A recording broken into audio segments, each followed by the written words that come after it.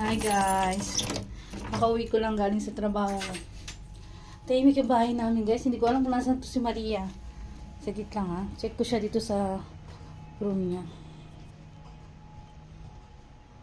Kung... Maria? Maria! Ba't parang din sumasagot? Teka lang, buksan ko muna. Peekaboo! Ay, walang tao. Saan kaya nagpunta yun?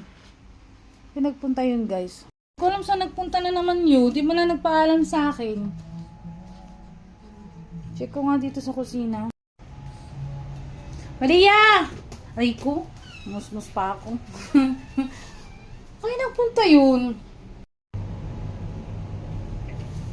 So nga. Punta yun, guys. Kaya dito na ako. Init super talaga sa labas.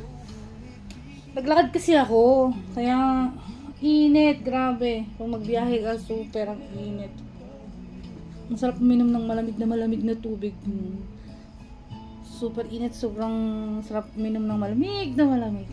Pero kahapon kasi bumili siya ng pabrikan. Tignan ko kung ando pa sa loob ng rep.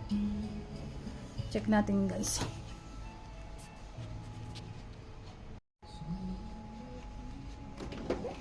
Hoy! Ano ginagawa mo dyan? Ano ginagawa mo dyan sa loob? Usa mo?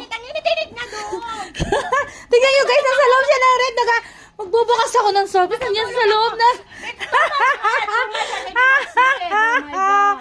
Oh my God, nandito pala yung pabrika ng laki.